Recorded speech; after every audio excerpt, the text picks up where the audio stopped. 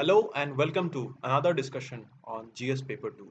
Today we seek to discuss a topic often missed out by many civil service aspirants, yet a very important topic as per the exam perspective and the regularity of questions that we get to see in the mains.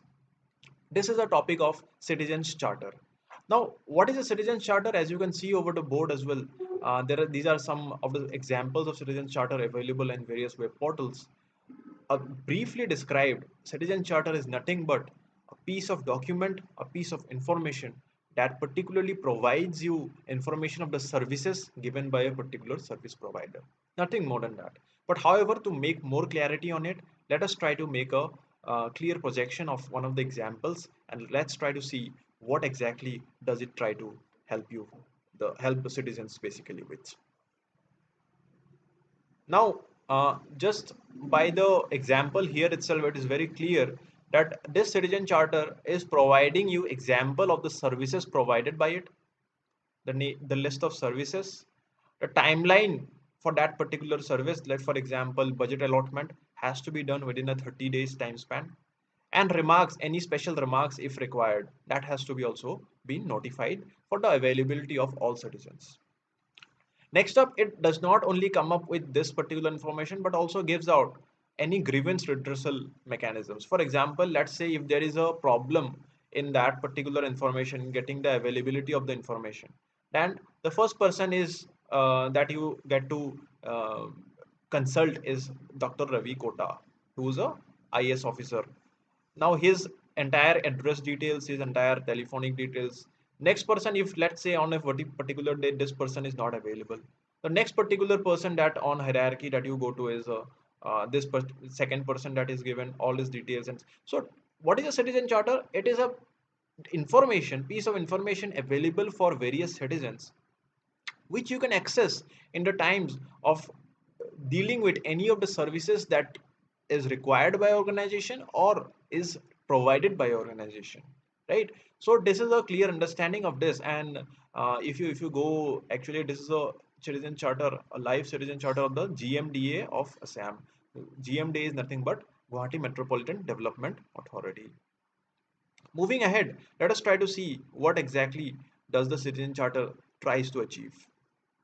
Now, if you have to go by the textbook definitions, you can define a citizen charter by none other than a citizen's charter is a written voluntary declaration.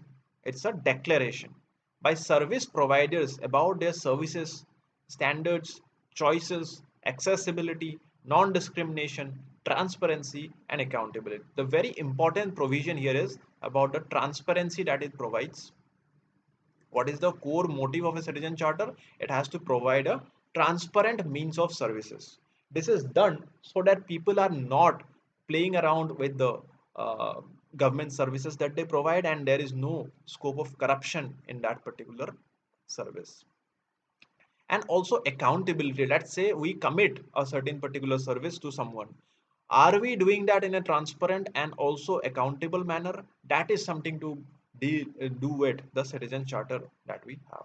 It is a useful way of defining the stakeholders, what services should be and what standards to expect out of it, right? So this is one of the things that the citizen charter tries to achieve. Next, what we have is the importance of citizen charter. Why is the citizen charter important, and what exactly does it try to achieve? Firstly, as we have discussed, that it tries to make administration accountable. The biggest problem in today's government structures is that we have a very big delays in the services that we provide. We have a very big amount of corruption that happens often at times of the services that we provide. So first thing is that it makes a person accountable. Second thing is transparency. It increases the transparency. For example, there was in the examples that we saw in the previous examples, there was a clear headed approach written down key. If there is a problem, this is the contact person, these are the details. For every service there was a timeline given, like service number A, we have to sort this out within 30 days, service number B, we have to sort this out in 40 days. So this level of clarity when we provide to the people, to the citizens dealing with that particular service, is something that we all seek for. Next, to take measures to improve customer service. Customer service definitely would increase. To adopt a stakeholder approach. What is a stakeholder? Now, the meaning of a stakeholder is, let me just describe you what is a stakeholder. Let's say, what is a stakeholder? Now, let's say, government brings out a policy of distributing Aadhaar cards. Now, who are at stake of this card? Who are the people whose lives would be affected by this particular policy? It is the 130 crore population of entire India. So basically, all the people in the country becomes a stakeholder. But would a foreigner become a stakeholder? Definitely not, because he is not issued a Aadhaar card from the government of India. So all the stakeholders approach is taken care of by a citizen charter, because it gives us a information, a piece of information that seeks to help our lives in a better oriented way by giving us the appropriate information. The next thing is to specify what to expect and how to act if standards are not met. Now let me take a real life example of this. How many of you have ever been to a government office and wandered around the office premises searching for the service that you seek for? Let's take the example of the DTO office itself. Let's take up the example of the DTO, District Transport Officer. Now, this is an office in every district that we have, but it's so vast and it's so haphazard and it's so congested that we fail to understand where do I go for seeking the driving license or the permission or the registration, whatever service that we seek from this office. There is no clear-headed approach, and we end up dealing up with various middlemans. And all these middlemans, what they do is practically bring up their own charges, then their own expenses, which often is said that these charges are also have a share in the officers, the district transport officers, and this leads to a whole gamut of corruption game that runs in and around the office. Something very familiar to all of us. But how can a citizen charter help us to achieve that? Now, citizen charter, if there is a proper citizen charter, let's say in the DTO office we have a proper citizen charter. Now, what this charter would do is, let's say for getting driver's license, DL, go to counter number 1. For getting registration, go to counter number 2. For getting any issues resolved by grievance redressals, go to counter number 3. If these are not met, this is the contact person that you should deal with. Now, these are some of the things which will help you evade the effects of middleman. You don't practically need to go to a middleman, seek their help. You don't need to know which forms to fill up. All of these, if written down in a board and pasted in the officer's premises, this is something which will help bridge the corruption gap that we have, right? So this is the main importance of a citizen charter. This is the main importance of the citizens charter. Now moving ahead, if there are importances, there are also some limitations. There are, of course, certain limitations. The first limitation is lack of knowledge and awareness. Like, I'm damn sure many of us before this video, we were not aware that any of such provisions existed in any of the government offices, right? People are not aware that citizen charter has to be a legal mandate. There has to be a citizen charter in all the offices present in the government, right? We are not even aware of it. Next is inadequate staff training. Even if some people are aware, the staff itself in the office are not aware that there should be such a provision, and they don't end up updating the data. Let's say we mention officer number X and his number is this. Tomorrow this person happens to change his phone number, but this is not reflected in the board of the citizen charter available in the office. You tell me, what help does it do to the people who are now calling him in the old number? So continuous updation, continuous evaluation of the information is something that is very much required and is a limitation of the citizen charter presently. Next, citizen charter is not legally enforceable. Now we all know the meaning of enforceability. Let's say some person, some office does not put up a citizen charter.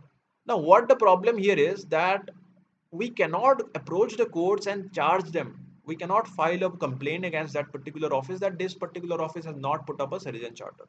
And that is a very big problem as per the legality is talked for. Next, Charters at times are not formulated through an inclusive consultation. It is seen that the managing director or the head of that particular office himself declares the charter and does not consult his counterparts. He does not consult his colleagues. What happens? Colleagues are not there in that specified counter. Let's say counter number 3 is assigned to Mr. X, but Mr. X is always sitting in counter number 4. So again, there is a mishandling of the information which does not end up in helping the citizens in the times of need. We also see that needs of differently abled and senior citizens are sometimes not accounted for. Drafting is also in inappropriate languages at times. For example, in a state like Assam, we have majority of us speaking in Assamese, and in certain states Bengali. Now, if we end up drafting a charter in English in all the districts, do you think that it would be of much help? Do you think in a rural office we are drafting the charter in the language of English? People don't even know to read the language. So it does not end up in helping these people again in such cases. These are some of the limitations. Now, if we have to tackle the limitations, we also need to go for the suggested reforms. So, as per the ARC second report, you all know about the Administrative Reforms Commission, ARC report. Okay, second ARC. There is a second ARC report which talks about some of the reforms that can make this charter a better for the future. The first recommendation is wider base of consultation is mandatory. We have to consult more and more officers. We have to consult all the stakeholders, even the citizens at times, to draft this particular charter. Next up, we have to see orientation of staff towards the salient features. We cannot have a complacent staff who is not adhering to the charter. If counter number 4 is allotted to Mr. X, then Mr. X mandatorily needs to be there. There is no ifs and buts that he is changing his counter, and if it is so mandatory, then it has to be put down in the charter itself as a change or an amendment. That is something very important.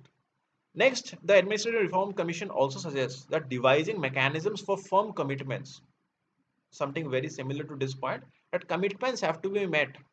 It is not about just putting up a fancy board in the office and just letting it be. We also have to go by the mandate in that and have to abide by the norms.